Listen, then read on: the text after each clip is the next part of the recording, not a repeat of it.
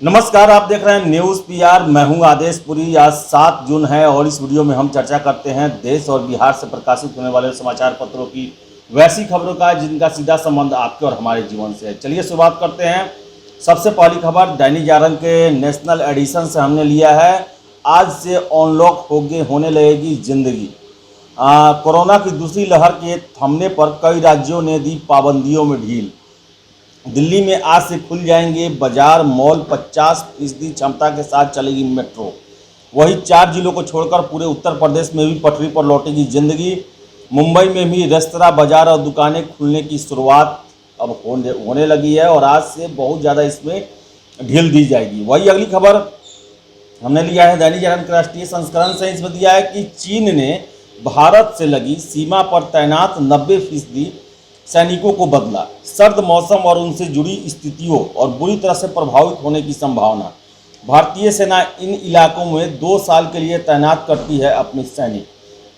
तो आपको बताएं कि वहां का जो जलवायु जो कंडीशन है उसमें चीनी सैनिक पूरी तरह से फिट नहीं बैठ रहे हैं, जिसके चलते 90% उनके सैनिकों को चेंज करना पड़ा। वही अगर हम बात करें भारत की, तो यहाँ पर 2 सालों के लिए तैनाती होती है और हमारे जवान जो हैं इस विपरीत कंडीशन में भी काफ़ी मुस्तैदी से वहाँ पर तैनात रहते हैं और सक्षम हैं वहाँ ड्यूटी करने में, इसलिए इनकी 2 साल के लिए तैनाती की जाती है।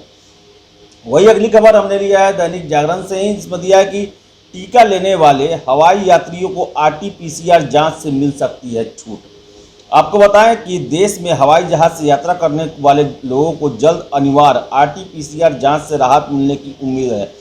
हालांकि इसके लिए ज़रूरी है कि हवाई यात्री कोरोना रोधी टीका लगवा चुके हों। तो ये जो है केंद्रीय उड्डयन मंत्री हरदीप सिंह पुरी ने ऐसी बातें कही हैं कि बहुत जल्द जो है छूट RT-PCR से मिल सकती है, लेकिन आपको कोरोना का वैक्सीन लेना होगा। वही अगली खबर भी दैनिक जागरण से, नीट और JEE मेंस को नहीं किया जाएगा रद्द। शिक्षा मंत्रालय ने दिया स्पष्ट संकेत, अगले हफ्ते तक जारी हो जाएगा परीक्षा का कार्यक्रम। केंद्रीय विश्वविद्यालयों में प्रवेश के लिए प्रस्तावित संयुक्त प्रवेश परीक्षा की तैयारी तेज कर दी गई है। तो अब नीट और JEE के एग्ज़ाम रद्द नहीं किए जाएंगे, इसकी पूरी जो संभावना है जो रद्द होने की थी उस पर शिक्षा मंत्रालय ने स्थिति को स्पष्ट कर दिया है कि परीक्षा होगी। वही अगली खबर भी दैनिक जागरण से, भारतीय वैज्ञानिकों ने किया था वुहान लैब की ओर इशारा। दिल्ली IIT के वैज्ञानिकों ने नोवेल कोरोना वायरस में 4 नए इंसर्ट पाए थे। चीन की लैब में नोवेल कोरोना वायरस के साथ छेड़छाड़ की जताई थी आशंका। तो आपको बता दें कि अभी अमेरिका के द्वारा ये आरोप लगाया जा रहा है चीन पर, और बहुत सारे वैज्ञानिकों का भी आरोप है कि चीन ने उसमें चेंजेस किए उसके प्रकृति में, जिसके कारण ये इतना अधिक संक्रामक और घातक बन गया। और भारतीय वैज्ञानिकों ने बहुत पहले ही इसकी घोषणा कर दी थी कि ऐसी बातें हैं कि वुहान लैब में इसे तैयार किया गया है और इसके वायरस के साथ छेड़छाड़ की गई है। वही अगली खबर दैनिक जागरण से ही इसमें दिया है कि 2 माह बाद संक्रमण के सबसे कम मामले।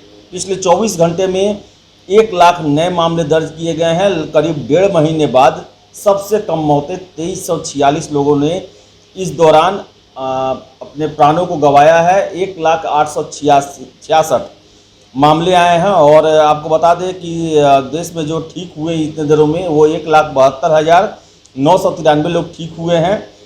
वही संक्रमण दर जो है वो 5.62% है और जो रिकवरी रेट है वो 93.67% दर्ज किया गया है। लगातार स्थिति में सुधार होते जा रहा है।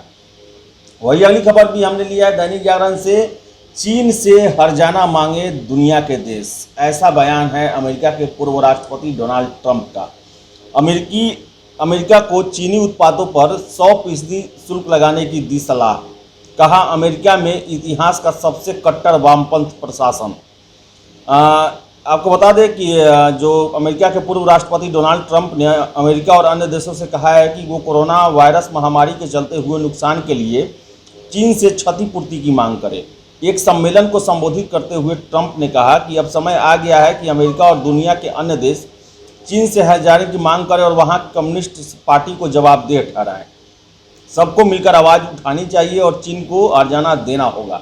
ऐसी बातें डोनाल्ड ट्रंप ने कही है। तो इनका बयान जो है देखने वाली बात है कितना असर पड़ता है और इनका बयान का अगर असर पड़ता है तो दुनिया में एक और तनाव की स्थिति पैदा हो सकती है।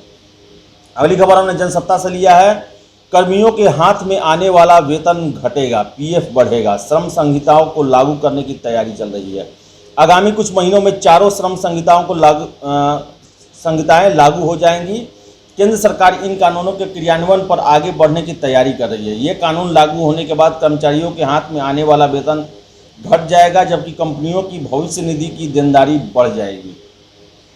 वही अगली खबर भी जनसत्ता से हमने लिया है कि पेट्रोल के दाम का बढ़ना जारी, 5 राज्यों में 100 के पार पहुंच गया है। रोजाना बढ़ते पेट्रोल डीजल के दामों में कोरोना काल में देशवासियों को मुसीबतें और बढ़ा दी है। शनिवार को कुछ शहरों में ही पेट्रोल 100 रुपये प्रति लीटर के पार था, लेकिन रविवार को 5 राज्यों और एक केंद्र शासित प्रदेश में इस मुकाम पर पहुंच गया। देश के इतिहास में पेट्रोल कभी इतना महंगा नहीं रहा जितना अभी हुआ है। वही अगली खबर भी जनसत्ता से। नेपाल में नए संविधान पीठ का गठन, पीठ सदन भंग करने के खिलाफ दायर याचिकाओं पर सुनवाई करेगा। नेपाल में प्रतिनिधि सभा को 22 मई को भंग किए जाने के खिलाफ दायर याचिकाओं पर सुनवाई के लिए रविवार को देश की शीर्ष अदालत ने एक संविधान पीठ का गठन किया है। मीडिया में आई खबरों में यह जानकारी दी गई है। तो नेपाल में लगातार संवैधानिक संकट बना हुआ है।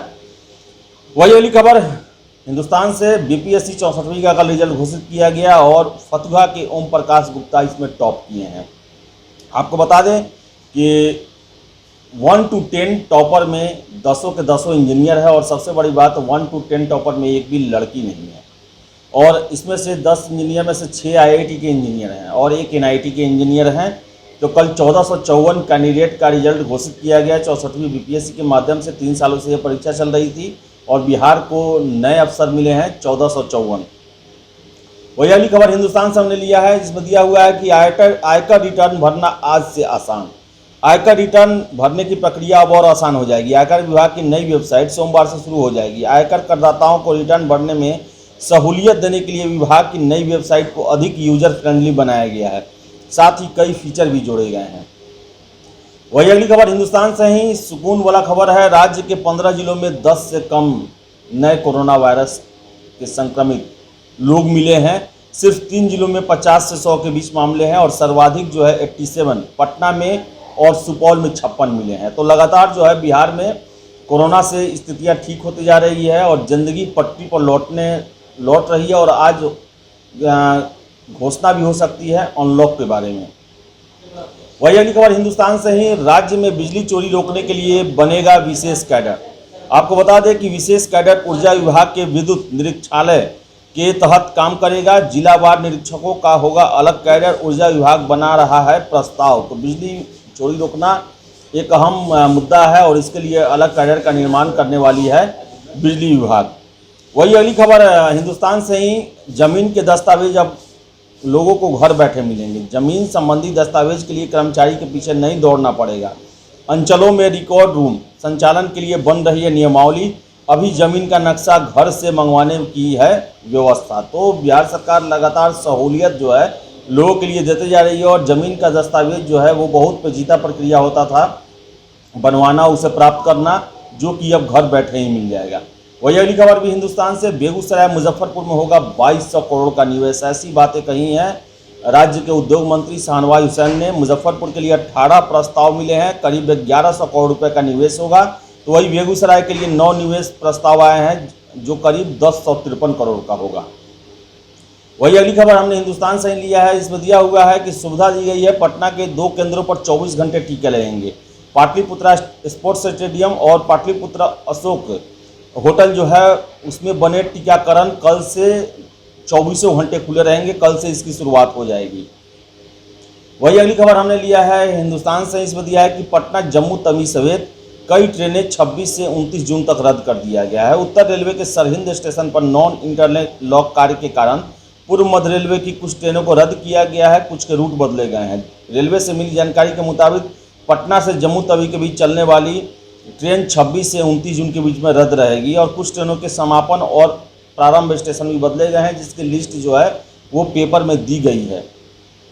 वही अगली खबर हमने प्रभात खबर से लिया है। इसमें दिया है कि राज्य में कोरोना की रफ्तार घटी, लॉकडाउन में मिल सकती है छूट। 8 जून को समाप्त हो रही लॉकडाउन 4 की अवधि और बढ़ सकता है दुकानों के खुलने का समय और तमाम तरह की ढील जो है दिया जा सकता है। और इसके बारे में आज जो क्राइसिस ग्रुप मैनेजमेंट है उसकी रिपोर्ट आ सकती है। मुख्यमंत्री ट्वीट करके इसकी जानकारी दे सकते हैं। वही अगली खबर भी हमने लिया है प्रभात खबर से, बिहार में समय पर मानसून देगा दस्तक। हेडलाइन है, दक्षिण पश्चिम मानसून बिहार में समय पर पहुंच सकता है, मानसून अपेक्षा से बेहतर चाल में है। मानसून रविवार को बागडोगरा पहुंच गया है। सिक्किम, पश्चिम बंगाल सहित पूर्वोत्तर के विभिन्न इलाकों में अगले 24 घंटे में झमाझम बारिश होने का अनुमान भी लगाया गया है और बिहार में समय से मानसून पहुंचेगा। ये एक बहुत ही अच्छी खबर है। वही अगली खबर हमने प्रभात खबर से लिया है। इसमें दिया है कि वाटर टेस्टिंग लैब के लिए 1000 पदों पर अगले माह तक होगी बहाली। आपको बताएं कि राज्य भर में मुख्यमंत्री नल जल योजना के एवं अन्य जलापूर्ति योजनाओं के तहत लोगों को टैप से शुद्ध नल का जल पहुंचाया जा रहा है ताकि लोगों को जल जनित बीमारियों से बचाया जा सके। ऐसे में जलापूर्ति योजना की निगरानी के लिए कोरोना काल में पीएचईडी ने 1000 पदों पर आउटसोर्सिंग के माध्यम से बहाली करने का निर्णय लिया है ताकि गांव-गांव तक शुद्ध और नियमित रूप से पीने का पानी पहुंच सके और उसके पानी का जांच भी की जा सके। उसके लिए वाटर टेस्टिंग लैब के लिए 1000 पदों पर लोगों की कर्मचारियों की नियुक्ति होगी। वही अगली खबर प्रभात खबर से, जिसमें यह कहा गया है कि पीएमसीएच में ब्रांडेड दवा लिखी तो डॉक्टर पर होगी कार्रवाई। अगर पीएमसीएच में अगर डॉक्टर ब्रांडेड दवा लिखेंगे तो उनके खिलाफ कड़ी कार्रवाई की जाएगी। ऐसी शिकायत मिलने के बाद अस्पताल के अधीक्षक डॉक्टर IS ठाकुर ने कुछ डॉक्टरों पर सख्त हो गए हैं। उन्होंने पीएमसीएच के सभी विभागाध्यक्ष समेत सीनियर और जूनियर डॉक्टरों को पत्र लिखकर निर्देश जारी किया है कि सोमवार से डॉक्टर सिर्फ जेनरिक दवाएं लिखेंगे। उन्होंने लिखा है कि डॉक्टर सबसे पहले हॉस्पिटल में निःशुल्क मिलने वाली दवाएं लिखेंगे। तो ये थी आज देश और बिहार से प्रकाशित होने वाले समाचार पत्रों की वैसी खबरें जिसका सीधा संबंध आपके और हमारे जीवन से है। अगर आप हमारा ये वीडियो फेसबुक पर देख रहे हैं तो वीडियो को लाइक शेयर करें और हमारे पेज न्यूज़ PR को फॉलो करें। अगर आप यूट्यूब पर देख रहे हैं तो वीडियो को लाइक शेयर करें और हमारे चैनल न्यूज़ PR को सब्सक्राइब करना ना भूलें। धन्यवाद।